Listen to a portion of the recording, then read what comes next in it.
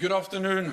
We have just finished an extraordinary meeting of NATO defense ministers focused on the consequences of Russia's invasion of Ukraine.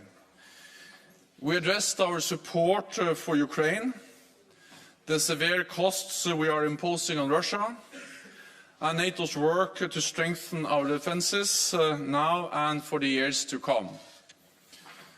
Our close partners Finland, Sweden and Georgia and the European Union joined us for the first session. And Ukrainian Defense Minister Oleksiy Reznikov described in stark terms the death and destruction caused by President Putin's war. The determined resistance of the Ukrainians against the invasion and the importance of our continued support. We all paid tribute to the courage of the Ukrainian people and the Ukrainian armed forces. NATO allies and partners have supported Ukraine with equipment and training for many years. We are helping Ukraine to uphold its fundamental right to self-defense, freedom and democracy, with significant amounts of critical military equipment. Today, ministers agreed that we must continue to provide significant support to Ukraine, including with military supplies, financial help and humanitarian aid. NATO allies and partners are also hosting millions of Ukrainian refugees. President Putin must stop this war immediately, withdraw his forces now, and engage in diplomacy in good faith. NATO is responding to this crisis with speed and unity. And next week, allied heads of state and government will meet for an extraordinary NATO summit. We will address both our immediate response and the changes we need to make for our longer-term security. Moscow should be in no doubt. NATO will not tolerate any attack on allied sovereignty or territorial integrity. We have already activated our defense plans to shield the alliance, increase our readiness and deploy troops from both sides of the Atlantic. There are now hundreds of thousands of forces at heightened alert across the alliance, 100,000 US troops in Europe, and around 40,000 troops under direct NATO command, mostly in the eastern part of the alliance, backed by major air and naval power, as well as air defenses. But we face a new reality for our security, so we must reset our collective defense and deterrence for the longer term. Today, we tasked our military commanders to develop options across all domains: land, air, sea, cyber and space. On land, our new posture should include substantially more forces in the eastern part of the alliance, at higher readiness, with more pre-positioned equipment and supplies. In the air, more allied air power and strengthened integrated air and missile defense. At sea, carrier strike groups, submarines and significant numbers of combat ships on persistent basis. We will also consider the future of our cyber defenses and how best to draw on allied space assets. We should also train and exercise more often and in greater numbers. Major increases to our deterrence and defense will require major investments. Allies need to invest a minimum of 2% of GDP on defense. And I welcome that allies such as Germany and Denmark have already made important announcements on more investments and faster timetables. We also need to spend more together. NATO common funding is the essential enabler that allows us to work together. It is a force multiplier for national defense efforts, and it shows solidarity as allies. At this critical moment for our security, unity between North America and Europe in NATO is more important than ever. And with that, I'm ready to take your questions. Okay, we'll start with BBC in the center, just behind. Thank you. Last row. Yeah, thank you. Thank you, Secretary General. Can I just ask you, we've heard once again from President Zelensky addressing US Congress, calling for a no-fly zone. Are there any allies at all who have been asking for one, even if the decision of the alliance as a whole is not to enforce one? Has there been any discussion at all about it? And the second question I have is just about Ukraine and its NATO membership. Do you believe that Ukraine has cooled towards its view of joining NATO as a negotiating tool with the hope of eventually reaching some kind of agreement with Russia? Thank you very much. Allies are united, both in providing support to Ukraine to uphold the right for self-defense, but allies are also united when it comes to that NATO should not deploy forces on the ground or in the airspace over Ukraine. Because we have a responsibility to ensure that this conflict, this war, doesn't escalate beyond Ukraine. We see death, we see destruction, we see human suffering in Ukraine, but this can become even worse if NATO took actions that actually turned this into a full-fledged war between NATO and Russia.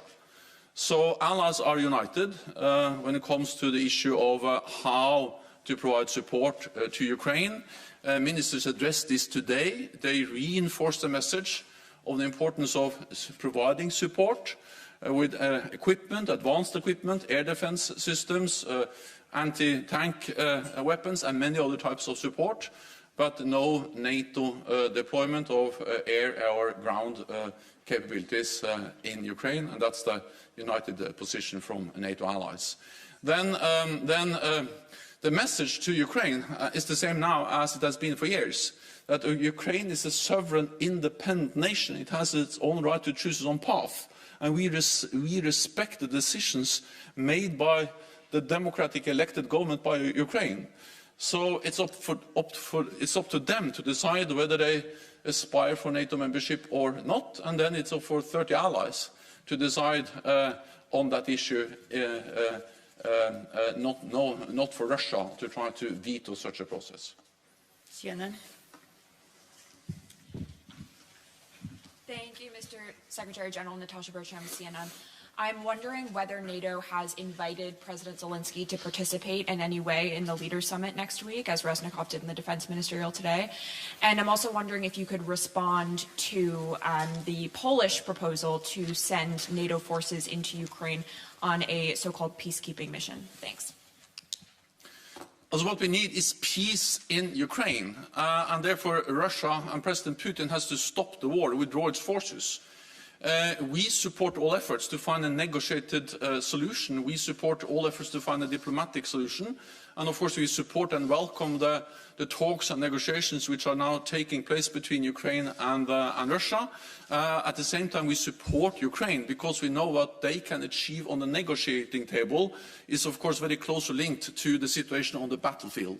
So I strongly also believe that one of the reasons why the Ukrainians also are saying that they have seen some steps in the right direction is because they have been able to fight back. They have been able to fight back against the invading Russian forces. So the courage, the determination and the support from NATO allies to the Ukrainian armed forces is extremely important also when it comes to what they can achieve as part of the negotiated process with Russia. Again, of course, we support peace efforts. We call on Russia and President Putin to withdraw its forces, but we have no plans of deploying NATO troops on the ground in Ukraine. Okay. Rai? Secretary General, good evening. Can you comment on Italy's role in this current crisis? And happy birthday for today. Thank you.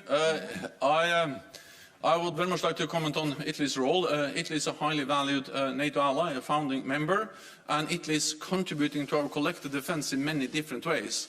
I was recently in Romania. I met Italian pilots. They are helping there to keep NATO airspace safe, and they really show commitment and strength in their contributions to different NATO missions and operations, including in Kosovo, where Italy has been a key ally for many, many years. Financial Times? Yeah, gentleman with glasses. Yeah. Thank you. Just to follow up to the question about the peace talks, you said that you're encouraged by signs and that you support any effort to find a diplomatic solution. Could you tell us, are you seeing any signs on the ground that the Russians are genuine in their approach to these peace talks, or that they may well just be using them as a distraction for resupply and for restructuring their approach? Thank you. On the ground, we don't see any sign, and that's the reason why we also call on Russia to engage in these talks in good faith. And it's not for me to report from these talks. NATO are not part of those talks. These are talks between Ukraine and Russia. But I've just seen the reports coming out from those talks. I think it's very important not to speculate and not to prejudge or to preempt any outcome of these talks. But my message was in a way that it is obvious that what Ukraine can achieve around the negotiating table is very closely linked to the situation on the battleground, and therefore the support we give to them to stand up against and to resist the Russian invasion also helps them to achieve an acceptable outcome in the negotiations. Associated Press? Lorne Cook from the Associated Press. Could you tell me a little bit more about the tasking that you've given NATO commanders, what that might involve, and are we looking ahead 1 year, or are we talking about a decade, something longer term? And you also used the word persistent. I wonder what that means. Why wouldn't you say on a permanent basis? This is the way we make these kind of decisions in NATO, is that the politicians, they set out the guidelines, the direction, then we task our military commanders to give advice on how to follow up, and then we make final decisions as politicians based on these advice and input from our military commanders. This was exactly the same we did back in 2016. When we, at the Warsaw Summit, made historic decisions for the first time in our history to deploy NATO combat troops to the eastern part of the alliance. You have to remember that before Ukraine, also before the illegal annexation of Crimea in 2014 by Russia, NATO had no combat troops in the eastern part of the alliance. Then we had the illegal annexation of Crimea, and since 2014 we have implemented the biggest reinforcement of our collective defense since the end of the Cold War, tripling the size of the NATO response force, establishing the battle groups in the Baltic countries and Poland, more presence in the air, at sea, and of course also started to invest more, increasing defense spending. Then the process was the same. The politicians tasked the commanders, they provided advice, and based on that we developed the final conclusions that Allied heads of state and government made at the summit in 2016. And then since then we have implemented that. I foresee a similar process now. We have tasked the military commanders.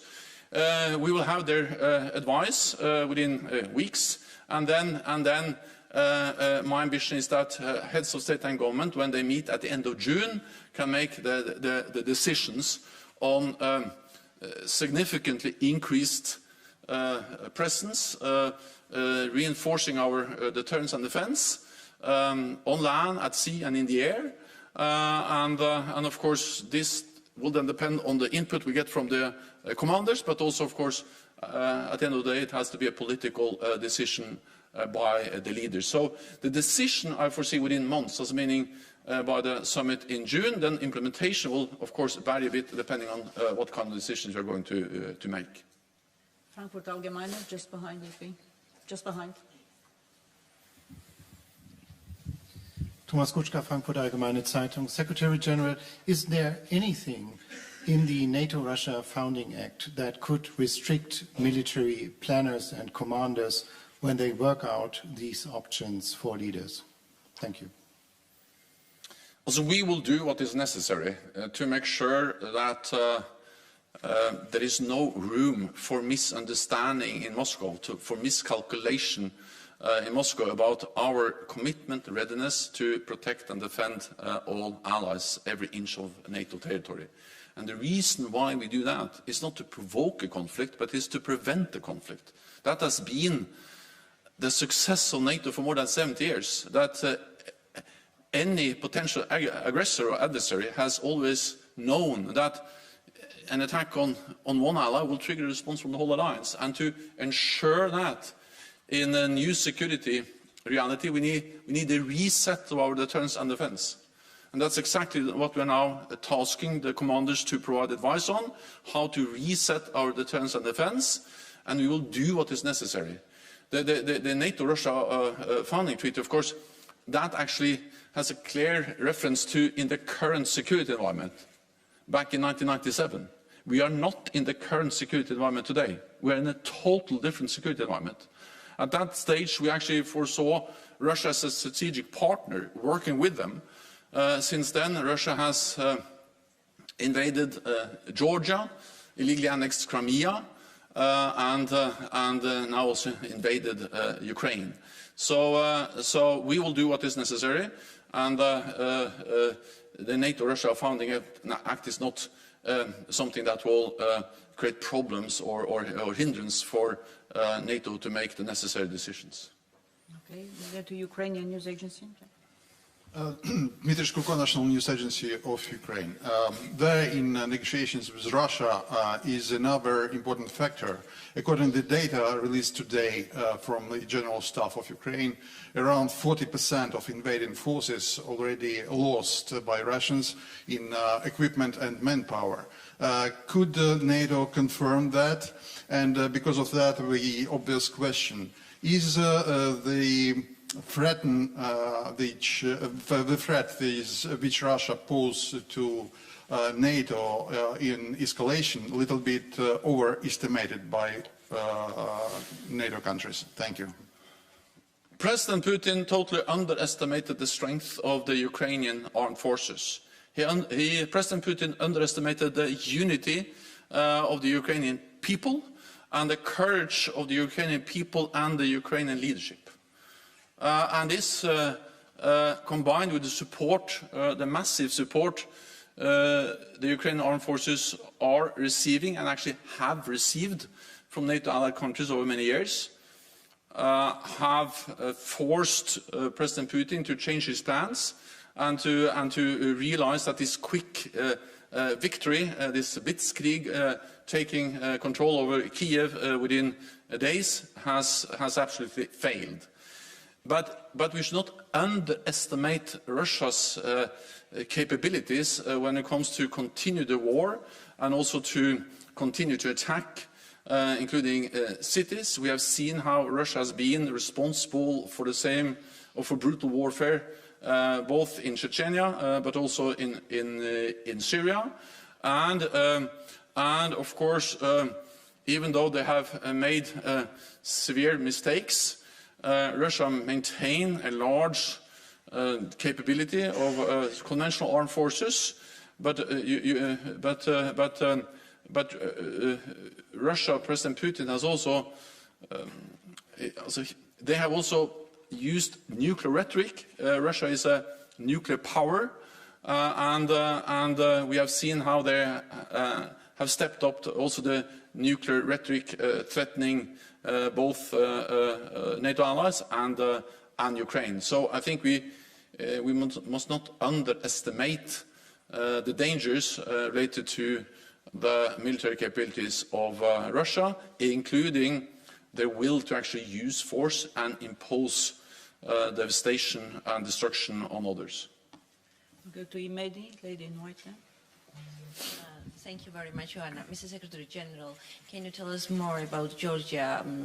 Defense Minister from Georgia attended the ministerial, and you have, and you said recently that it's a broad agreement that we need to do more to support Georgia. So, what options were discussed, for example, today? Thank you very much.